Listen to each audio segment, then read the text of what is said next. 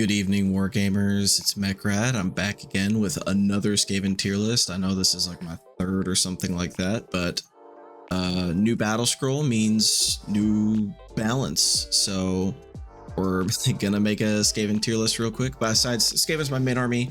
My channel's centered around Skaven. I enjoy doing content about Skaven, so you're gonna enjoy watching content about Skaven, and that's that. So I added an extra tier this time to my tier list, and I redid the tiers a tiny bit. We still got build around me tier. This is for any troop that's so strong that a list simply starts with it, so auto include, or it's so like vital to a competitive strategy that you can build your army around this troop. Great inclusion are for troops that are just pointed very well and are very strong. Not quite auto includes because you can play with or without them, but very strong nonetheless. Good if points go down is self-explanatory. These troops are good if their points go down. Right now they're a little mediocre or maybe specifically good in one very certain circumstance, but not like overall good. Then we've got good because of season rules. These are troops that would not be good normally, but are specifically good because of season rules. And we got memes, and then we got troops that are so bad that points can't save it. And that should be everything, so let's get cracking. We'll try to make this a not 40-minute video because I'm really good at making 40-minute videos. I don't know, you guys like the long form content. So up first, we got Acolytes. I would put these guys in great inclusion, probably near the bottom end. They're just right here now because they're the first troop. They're super cheap at 100 points. They do good damage into a horde. They do okay damage otherwise. They have shooting combat, which is nice. They're infantry, so they get all our good buffs. They're scryers, so they get all of our good buffs. And they're 2 wounds, which can make them kind of not like hard to kill, but like they don't get sneezed on and die to like a horde breaker or something like that, or they don't just get shredded by chip damage.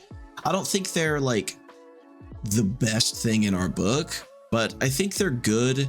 I need to do some more testing with them. The 10-inch range is a little, iffy with them, but with a +2 move from the field sergeant, they can be a decent enough threat range, and they are quite spammable because of how cheap they are. So I would say great inclusion. Up next, we got the Arch Warlock. He's probably also going to be great inclusion, probably above the Acolytes. He's a tiny bit expensive, but still I think he's a great inclusion. If you're running a full scryer list, he gives you a free cover fire, which is awesome. He's a wizard, which is awesome. He has scryer regiment options, which is nice. There's not too much to say about him. I just think he's pretty good. Then we got Clan Rats. They're also they're probably built around me, not because I want them to be, mostly just because they have to be, because basically every Skaven list, unless you're doing something really skewed or really different, starts with 10 or starts with 20 or 40 Clan Rats. If you're building weapons teams, they're basically required. If you're building a melee list, you need screens, so Clan Rats. They can even kind of be a hammer if you want them to be. You can reinforce them and play them in Verminus and give them, +1 to wound, crit mortal, +1 rend on the charge, once per game +1 attacks. You can give them double fight from Physic. Like, they absorb a lot of buffs, obviously. They're kind of durable with a 5-up save and healing D3. You can make them even more durable with -1 to hit and wound and a 6-up ward. They're kind of, I think they're what GW wants our book to be based around. One of the troops they want our book to be based around. I don't love that, but I don't hate it. I'll deal with it. But yeah, I kind of grudgingly am putting them in build around me tier. Up next is the Doom Wheel. Points can't save it.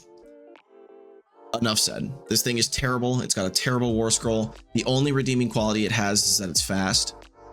It's fragile. It does no damage in melee, no damage in shooting. It does minor mortal wounds when it moves over stuff, but it's not what it used to be. You can't trigger Rolling Doom a million times with piling in and charging and moving and all of that stuff like you used to be able to.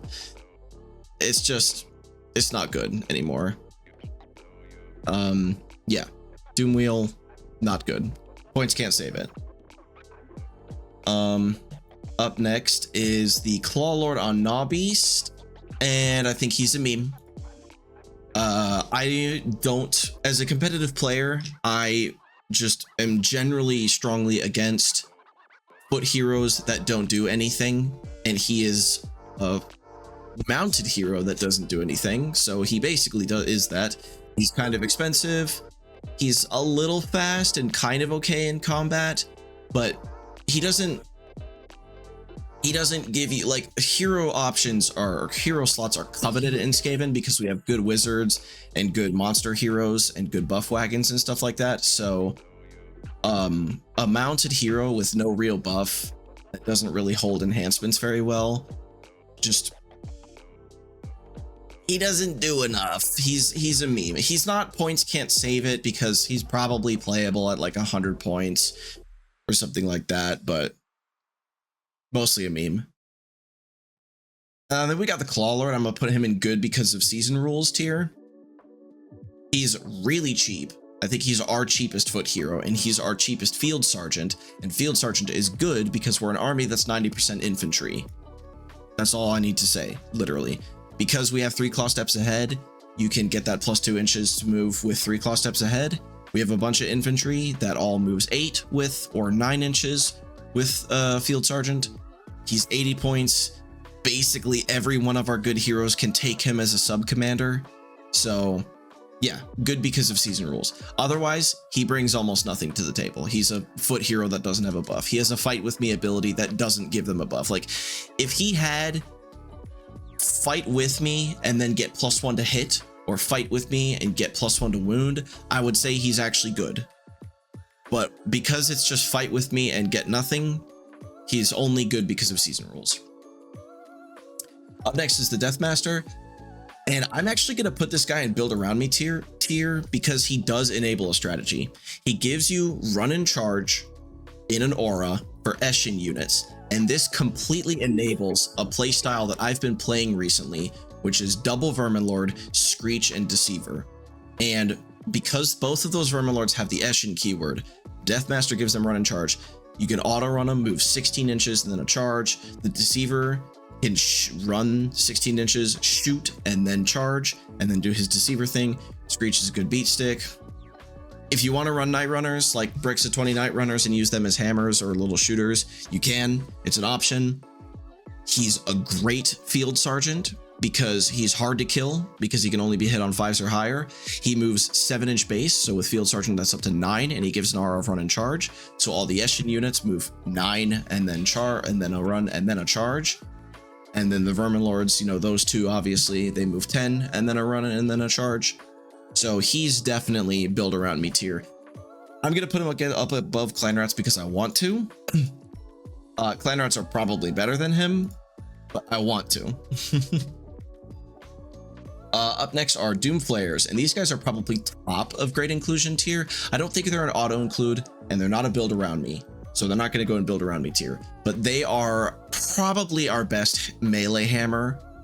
They're fast, they're decently reliable, they're good for like 28 attacks, 20 or maybe even 30 attack, or what is it, 8d6, so that'd be 7.5 times 4, which is about 28-30 attacks on 3s and 3s, rend 1, damage 2 on the charge, and rend 2 into infantry.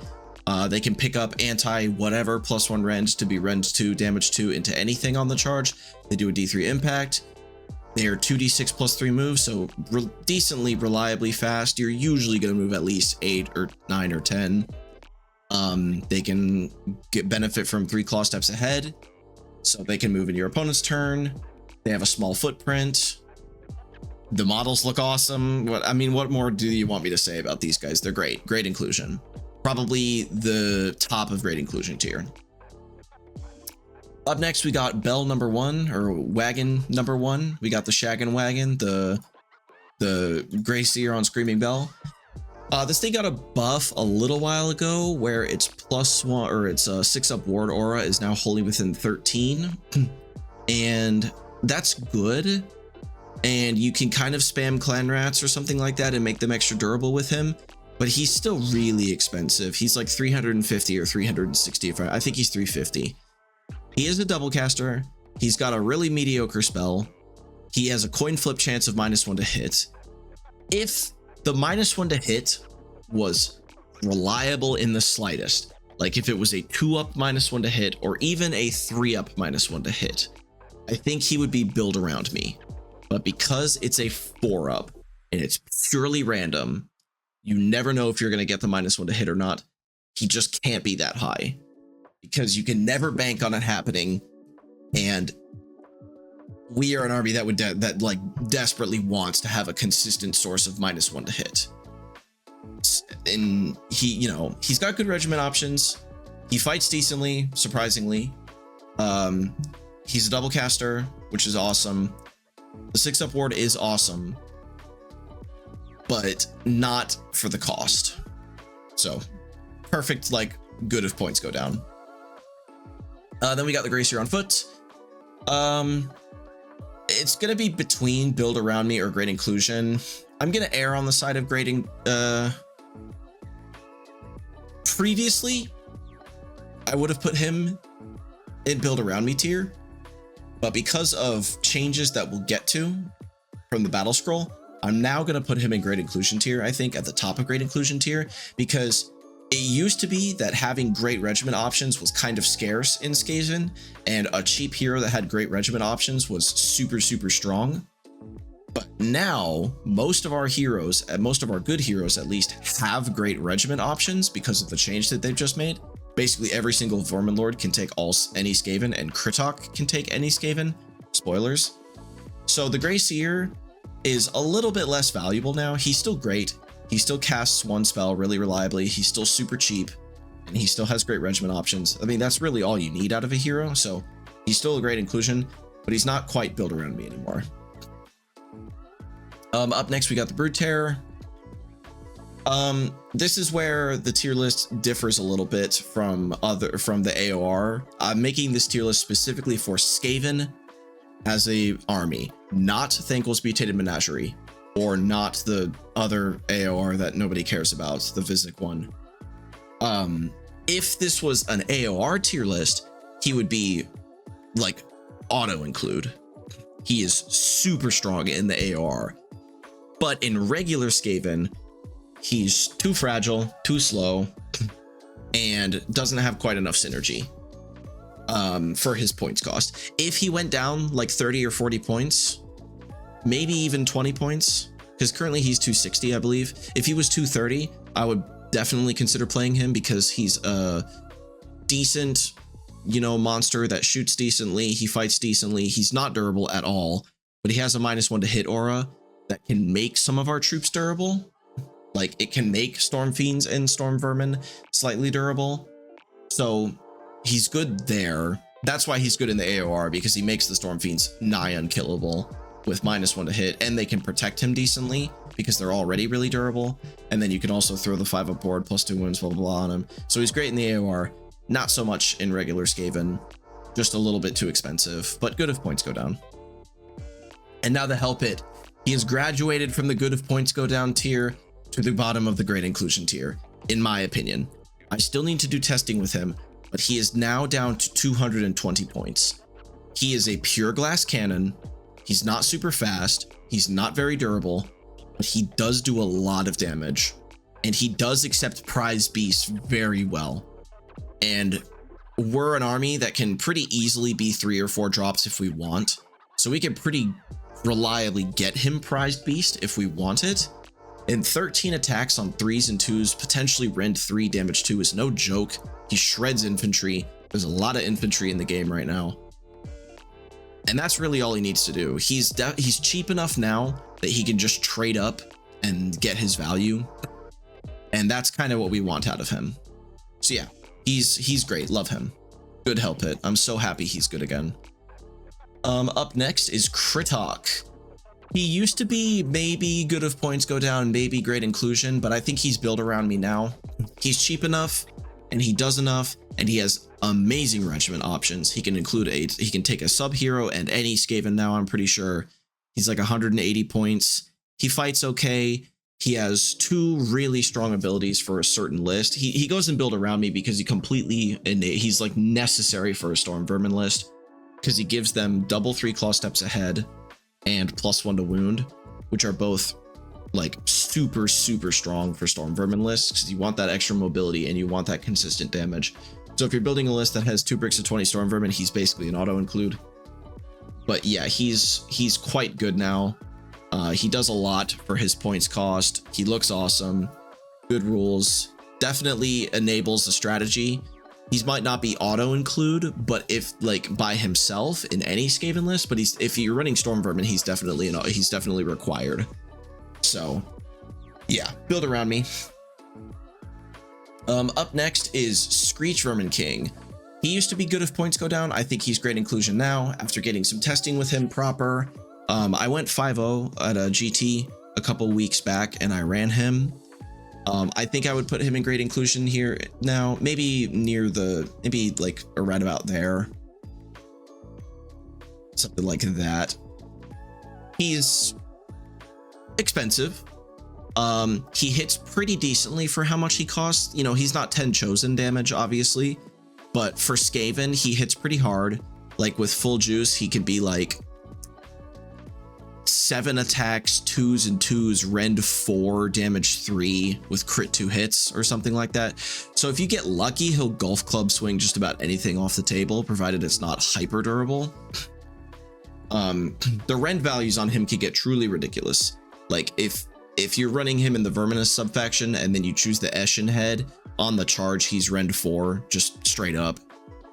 If you get like you could get him up to rend 6 if you're really memeing with the artifact and warpstone amulet and the purple sun. You can get up to rend 6, which is hilarious. But he's got a good spell. He's fast. He can get run and charge from the Deathmaster, which is amazing. He does good damage. He's not hard to kill, but he can get +1 to cast. So if you plan it properly, he can go in, he can kill something, and then he can counterspell or magical intervention to skitter leap back home to be safe. So he's, you know, he gives you, he has access to the normal tricks that Skaven has. His spell is really quite good. It's just a mortal wound shotgun that heals clan rats, and it's got the ability to spike. And a spell that has the ability to spike and do a bunch of mortal wounds is always going to be good in my opinion. Like for example, at that GT I was at a few weeks back, he spiked and did like 8 mortal wounds to a unit of annihilators and killed 3 of them because 1 was already damaged. So he can definitely do work. So yeah, great inclusion. Up next we got the Master Molder. This will be probably great inclusion. He's definitely not built around me because he's not required at all. But he's like, is he great inclusion? He might be good because of season rules, because his War Scroll, it's another one where he's very much required in the AOR. You literally cannot play the AOR without him. But in regular Skaven, unless you're running full Molder, he basically does nothing. If you're running full Molder in regular Skaven, he's not even required, he's just useful.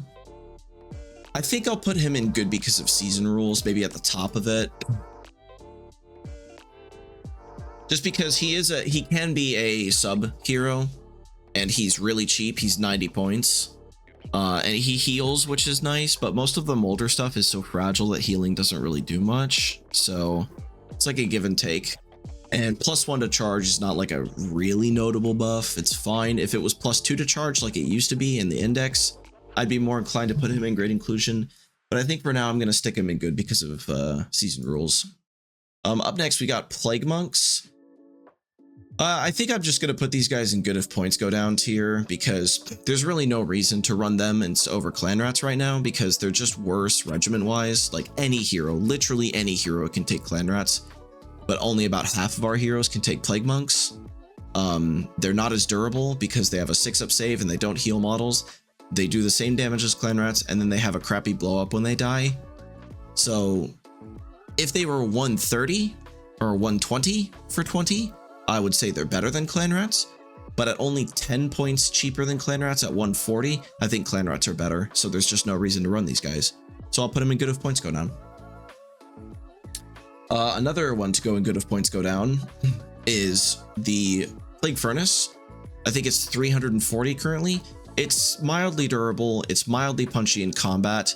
It's got a really cute 13-inch aura of -1 to ward. Now, if he was like as cheap as the Warsong Revenant, I would say he would be super strong. But because he's 340 and he's only a Priest 1, and he's just okay in combat and like mildly durable, I don't think he quite brings enough to the table. If he was Priest 2 or, you know, 40, 50 points cheaper, I'd be a big fan of him. But where he's at right now, he's just not all there for me. So good if points go down.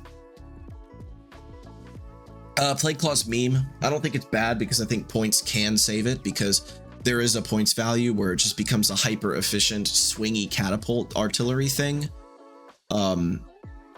Just because of the damage that it can do, because it's 2 attacks at d6 damage, so it can randomly spike.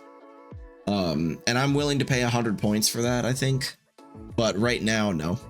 He's just too swingy. Plague Pack. Probably the top if good if points go down. It's a priest. It's our cheapest priest, which is nice. I think it's 140 points. It's not durable. It's like 10 wounds for 140 points. So it's a screen that dies easily, but they're also a priest, and they have a really useful ability for a priest, which is once per battle, if they roll a 1 to pray, they can re-roll it. So, you know, with how often you're praying, you're generally going to roll a 1 once per battle. So technically, with normal statistics, you should be fine and never roll a 1 with this guy, because if you roll it the one time, you can re-roll it. They don't fight particularly good. They're not durable, but they are a priest. Our prayers are okay. There's just this overall problem with Skaven. I'm gonna rant for a second here. All of our prayers are made for our infantry, and we don't really have a glass cannon.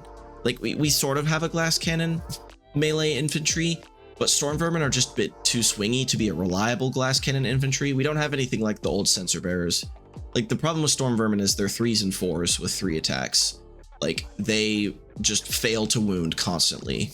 You have a prayer for +1 to wound, but that just puts them on par with other hammer units in the game right now.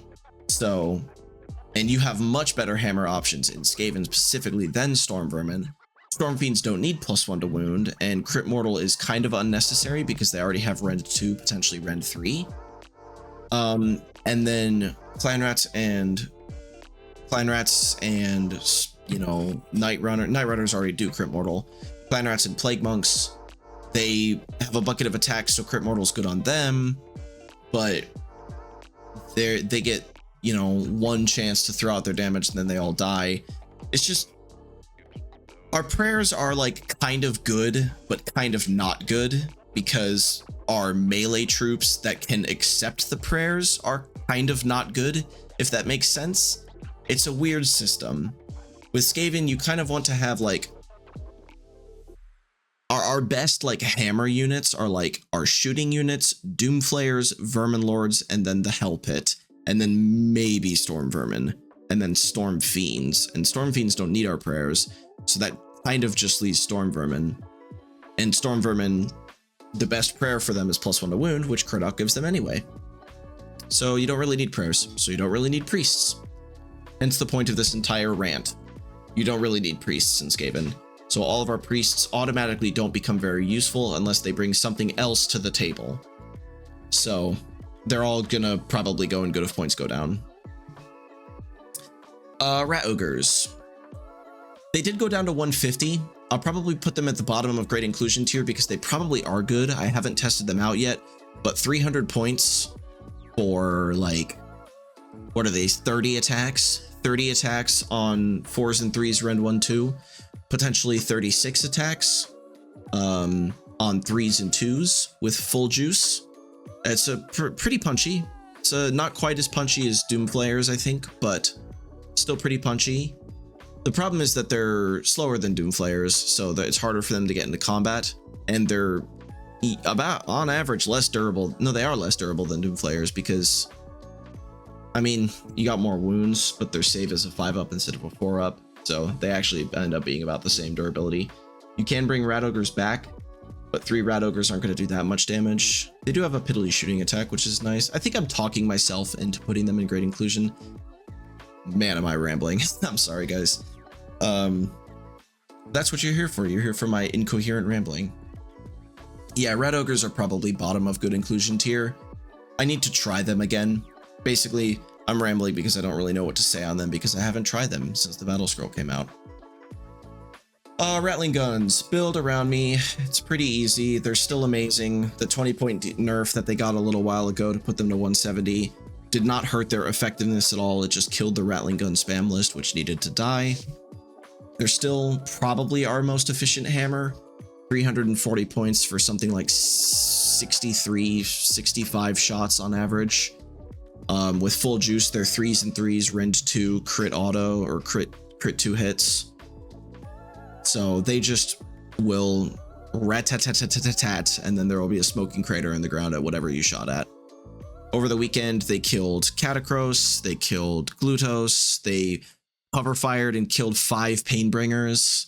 They're just, like, they're amazing. And they have good shooting range. You can bring them back. You have a really reliable +1 to wound buff on them. You can all-out attack them.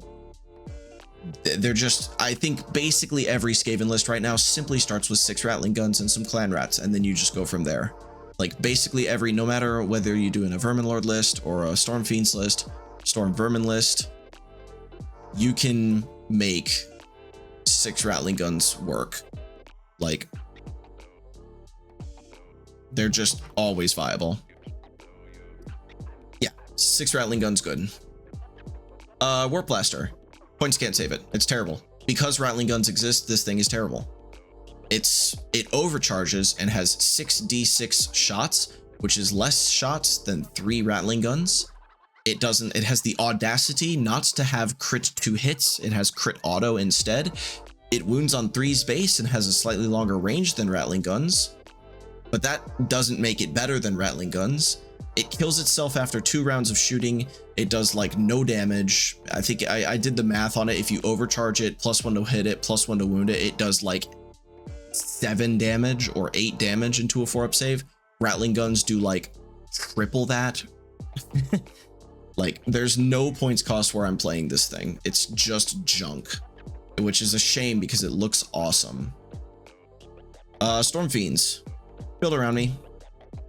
They did catch a nerf in the most recent update, which nerfs the 18 Stormfiends list, but I think they're still quite good. They're still probably our best fighting infantry unit because they're the most consistent. They're our most durable troop. They absorb most of our buffs pretty well. Whether you want to shoot with them or fight with them, you don't want to shoot with them, trust me. Just bring shooting units instead of them if you want to shoot. They're really good in melee though. The deep strike on the opponent's turn is still really strong. They're amazing in the AOR obviously, but we're not talking about the AOR.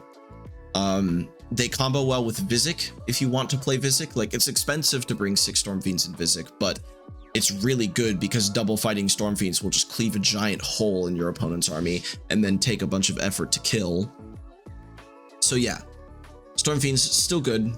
Probably bottom of build around me tier because I'm tired of them. But I can't really deny that they're still build around me. Storm Vermin. I'm gonna put them bottom of great inclusion tier because I don't like this unit because I have a vision of what I want this unit to be like in my head. I want them to be like Graveguard or Saurusguard, super durable beefcake infantry that can take a bunch of punishment and then deal some damage too. Right now, they're just a slow glass cannon. They're so fragile. 1 wound on a 4-up save, they die to literally anything. They die to Horde Breakers, they die to impact mortal wounds, chip damage. Any hammer in the game sneezes and this unit just gets wiped off the board completely. But with max juice, they will do a lot of damage, you know, like with +1 to hit and wound and on the charge with the Verminous subfaction, so +1 rend, maybe a Warpstone Charm to get another +1 rend. They're good for maybe 30 damage into a 4-up save if you get lucky. With Crit Mortal even higher. I think 30 is about what I did into Gargants the other day when I played them. Problem is, I lost that game. It's not surprising. Storm Vermin are terrible into Gargants. Yeah. Bottom of Great Inclusion tier. You can play them. They are definitely playable, but yeah, they're not like our best hammer or anything like that. They're just a good hammer. Then we got Thanquol. I have mixed feelings on Thanquol. I like him, and I also don't like him. He's a double caster, which is good. He has +1, which is really good. He has a really, really good War Scroll spell in no commands, which makes him even better.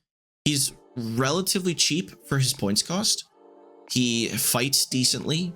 He kind of shoots, not really. He does like maybe 3 damage with his shooting attack. He has a whatever rampage. But he's named, so he can take enhancements. He's not amazing in combat because he hits on 4s, rend 2. It's like 6 attacks, rend 2, damage 3. A hit on 4s, so very swingy. He's like a support wizard, pot shot, sometimes kills stuff. You really need to like squeeze all of his value out of him to get value out of him, but there is a lot of value there. I think he's in great inclusion, probably somewhere here above Acolytes and Rat Ogres, but he's probably better than the Arch Warlock. Probably better than the Hell Pit. I think Screech is better. Yeah, Thanquol's decent. I think there's maybe you could make an argument to put him in good if points go down tier. I would love to hear that argument personally. That's not sarcasm, I really would, because I'm on the fence about him. Yeah, he's whatever. I like him. I like his model, and his lore's cool. Corruptor, good if points go down for sure. Probably bottom of good if points go down because I don't like it. I think I moved this thing up higher actually. I think this thing is like the top of good if points go down tier. Yeah, so what's the problem with the Corruptor? Well, he's a combat Verminlord that doesn't do damage because he's got 8 attacks, rend 2, damage 2. So that means he's going to do about 6 damage, which is not good. He's got a rampage that gives him that does D3 mortal wounds. It gives him ritual points, which is fine. It's a fine rampage. Problem is it's 1 ritual point per like unit that he does the rampage to, and if he charges more than 1 unit, he's probably gonna die because he's not durable. He's a priest, but he's only a priest 1. He does give you some minor like great plagues if you roll a nat 6 to pray, but it's a nat 6 to pray. Like you're gonna get it once per game, and they're not even that good. So and because it's a nat 6 to pray, you can never rely on them happening, unless you're literally spamming priests. But even then, I don't think it's that good. So yeah, he's an expensive priest 1. He does have good regiment options, but he doesn't do enough damage in combat to really be, that's like his biggest downfall in my opinion. The Deceiver makes it work because he's got rend 3, crit mortal, and he also has a shooting attack. This guy's just rend 2 with crit auto. So yeah, I'm not a fan of the Corruptor personally. He's swing and a miss on the Corruptor. What is this, 3 battle tomes in a row? Yeah, don't love this guy. Deceiver, still build around me, probably near the top. He's the best Verminlord by far. He's probably, I think I'm gonna put him at this. He's probably the best War Scroll in our book, especially since he just got good regiment options. He already was pushing it, like being close to the best War Scroll in the book, because he has one of the best rampages in the game, period. He can take Scurry Away, which is amazing. He's got a good shooting attack. He's got a good melee attack. He's mildly durable. He's very fast. He's got like the best Verminlord keyword in my opinion, which is Eshin. Eshin is like, Eshin and Scryer are probably the best keywords in the book in my opinion, just because they can absorb the best buffs. So he's got all the right keywords and all the right abilities and all the right stuff to be amazing. And now he finally has good regiment options. He can take anything, all Skaven. which is just so good for him. You can now make a 2-drop with like him and a Warbringer or something like that, or him and like the Pestilence Wagon if you want to do something weird. Like he's great. He's great. He's almost perfect. Perfect. Down to the last minute detail. Yeah, I love this guy. No complaints here. Probably the best war scroll in our book. Up next is Le Warbringer. He's kind of just a watered down version of Screech. I'm probably going to put him at the bottom of Great Inclusion tier because I do like him. He is the cheapest Verminlord, I'm pretty sure. He's still a decent beat stick. He can be 7 attacks, rend 3, damage 3. He's got crit mortal. His rampage is okay. And his double all-out attack ability is okay. He's unnamed, so he can take enhancements, which is okay. And he's a single caster, which is okay. You know, he's probably either bottom of Great Inclusion or top of good if points go down. Probably bottom of Great Inclusion because he actually can do something. Once again, he also has great regiment options now, which is just awesome. We love to see it. I want to toy around with a list that has him and Screech. And you do the, you know, I want to try a triple Verminlord list now with him and Screech and the Deceiver, and you go Verminous subfaction, and you just go bam bam charging Verminlords, smashing all over the place, killing stuff. I think it could be a good fun time. Yeah, he's pretty good. The Warp Seer, he's probably the second weakest Verminlord after the no, he's probably better than the Warbringer actually. He's somewhere around here. The thing that I like about the Deceiver is that he's got a really good War Scroll spell. And he's got a pretty good once per game that does D6 mortal wounds. And his 3 claw steps plus 2 inches ability is quite strong. Like 3 claw steps is already one of our best abilities that we have access to, and then making it more inches is good. You can do this kind of funny meme with him and with the Field Sergeant and Kritok, where you can do like 2 units that move 10 inches in your opponent's turn. That might be just a meme, but I think it's a funny meme. Things I don't like about him. He sucks in combat, and his rampage is unreliable at best. It's a 4-up strike last. Problem with this guy is he's going to strike last something, he's going to do 6 damage to it, and then it's going to kill him. If he was good in combat, I would be a big fan of the strike last rampage. But he's not good in combat, so I'm not a fan of the rampage.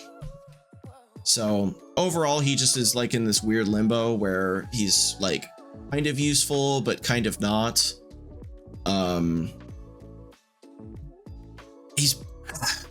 I might be biased because I just like the Warbringer more than the Warp Seer. I want to put him above the Warp Seer, but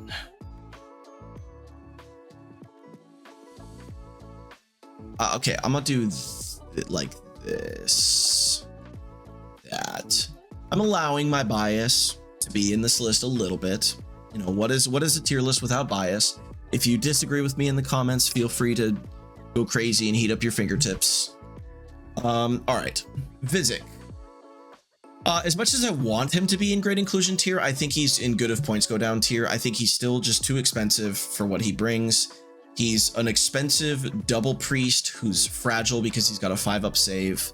He's got a really good prayer, but a chance on an 8. So you have to just farm prayer points. The enhanced version of his prayer goes off on a 12, which is insane. I think they should change it so that his regular prayer goes off on a 6. And then his enhanced prayer goes off on a 10, personally. Or keep it the same and make it so his prayer can target stuff that isn't Skaven infantry. Because in my opinion, just about the only infantry that we have that actually gets value out of this is Storm Vermin, because whatever infantry you have is going to fight, and then it's going to kill something, and then it's going to be strike last, and then something else is going to kill it, and then it won't get to do its fights twice. Unless you've built this complex layered buff system with like -1 to hit and -1 to wound and all of this crap, to try to make that other unit not die on the hit back so it can fight again. And it's a lot of work and a lot of points to do that. So he's good because of that prayer. That prayer is good. He's a double priest, which is good. He chants for free in the opponent's turn, which is amazing. So he can double chant in your turn and double chant in the opponent's turn, which is very strong. He can be a good buff beacon that way. His prayer, like, obviously his prayer is amazing. Double fight is very strong, or -1 attacks on the opponents is very strong. It's just, can be a little bit hard to use, and he is very fragile with that 5-up save. I think 400 points is too much for how fragile he is, because he just dies to 2 turns of long strikes shooting. He dies to charging Paladors. He dies to any of the Slaves to Darkness hammers. He's just, yeah, too fragile. But he's probably up here at the top of good if points go down tier. I think at like 360, I start looking at him again, or maybe 370. I start looking at him again. I think 400 is a bit too much for him. I'll try him at least once. But I'm not a believer in Vizig yet. Next 3 are the trio of good if season rules. Good because of season rules. These 3 are the 3 stooges right here. The 3 Scryer heroes that don't do anything. What does this guy do? He shoots. That's it. What does this guy do? He buffs Giselles so they can snipe heroes. That's fine. He's probably the best of the 3, because his shooting attack is okay, and then he splashes mortal wounds, which is good, and he once per game makes Warp Volt Scourgers really amazing, which is good. But he's also the most expensive of the 3. They're all like 140 or cheaper-ish range, but I think they're all 3 just good because of season rules right now, because they're all 3 can be sub-heroes. Otherwise, I'd put all 3 of these guys in meme tier, I think. Just because they're not wizards and they don't give buffs, and hero sniping isn't super valuable right now. I don't know, maybe with Giselles going down, the hero sniping makes a comeback. I'll have to do a little test. Alright, this thing. Points can't save it. This thing's war scroll is fundamentally terrible because it is fully random. And it is a deep strike that is tied to a 4-up. Automatically, that makes it god awful. Because what if you fail your deep strike every time and then they get stuck underground? Luckily, if you fail it 3 times in a row or whatever, you can at least deep strike them normally via our gnaw holes, because they're the same deep strike rule. But if you're doing that, then you basically just wasted 170 points because this thing never got to do its thing.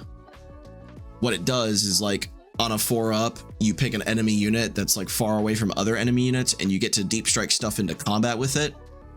I can't really think of anything that would want to deep strike directly in combat, because most of our infantry wants buffs, and Doomflayers want to charge, and Stormfiends also want to charge. So, other than maybe Storm Vermin, or maybe like 20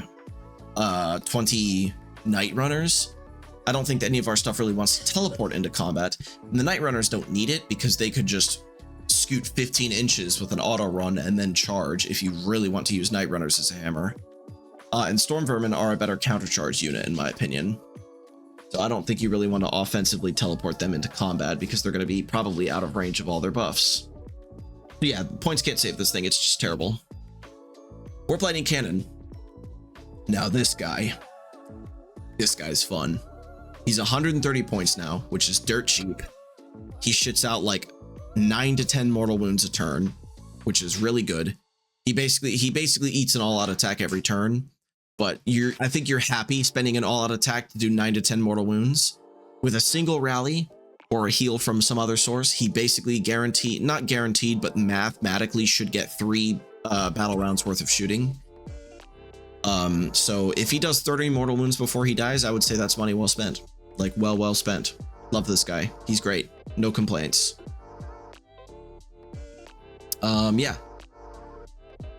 Like I said, no complaints. He's amazing. Moving on.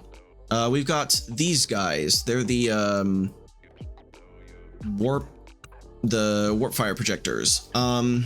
They are, I haven't tried them myself, I've been told they're good because they have rend 2 base and they have shooting combat and they do a pretty consistent amount of damage.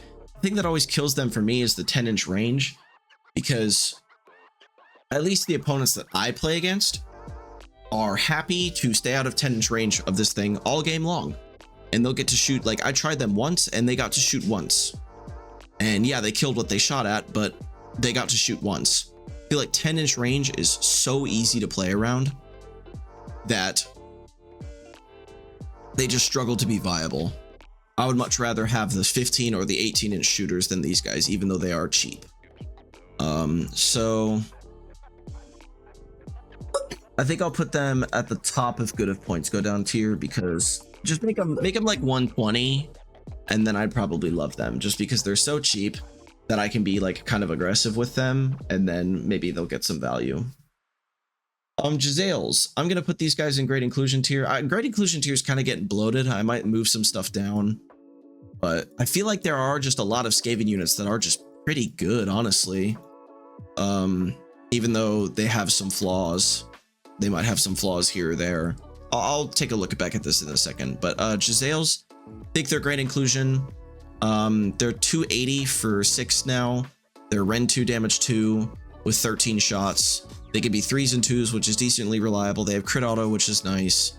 They're nowhere near as damaging as Rattling Guns, but they are 60 points less than Rattling Guns, and I think that's probably a fair trade because they do have better range. I played a list at Nashville Teams that had 6 Giselles and 6 Rattling Guns, and I was getting value out of both units. So I know Giselles can be good, so I'm going to put them in great inclusion. Yeah. I think there might be a list that potentially takes like 12 Giselles and 6 Rattling Guns and Screech, and you just do a big alpha shoot or something like that. So we'll see. But I think that could happen. Anyway, besides the point, I think Giselles are good.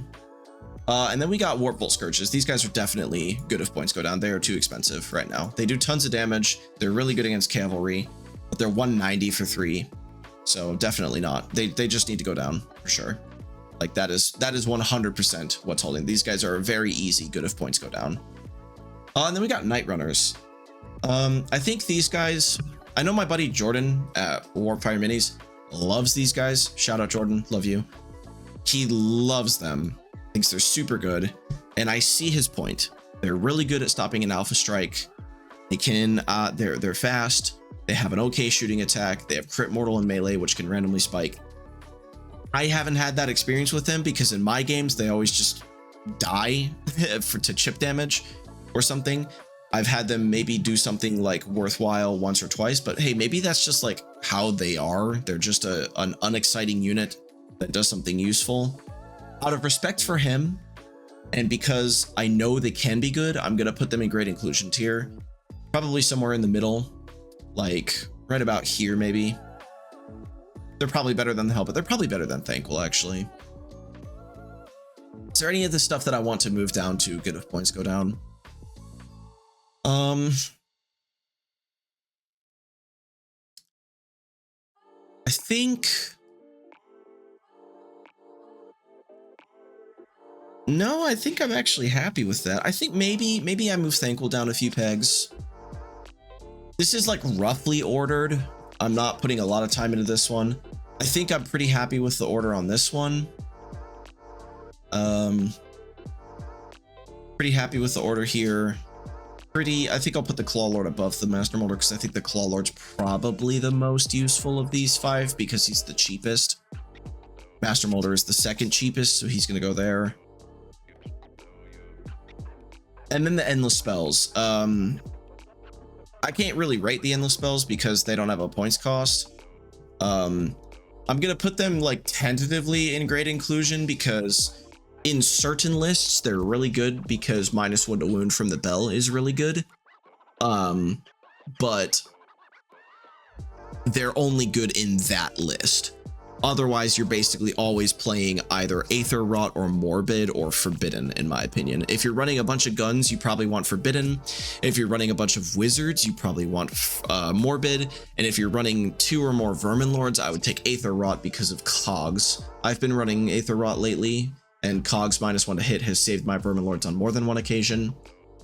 But yeah, if you're running like Thankful or Screech and then a Greyseer on the side and you don't have a ton of shooters, like maybe just 1 unit of Rattling Guns, probably Morbid's your best bet, just because it's still probably the best spell lore. But if you're running 2 units of Rattling Guns and you're lacking screens or lacking playmaking, definitely pick up Forbidden because the bridge is amazing with Rattling Guns. Let me take one last little look-see here at the tier list and see if I'm happy with it. I think I'm pretty happy with this. Yeah. I think just deciding if there's anything that I want to move around here. You know, I think I've convinced myself that the Greyseer is probably built around me tier. Are the Doomflayers? They are literally our best melee hammer, in my opinion. I don't think we have a better melee hammer than them.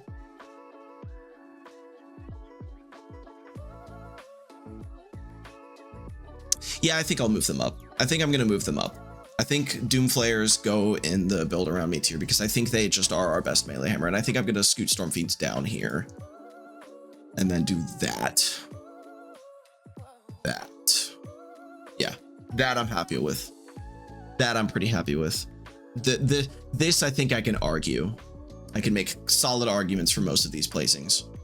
So yeah, ta-da, tier list done.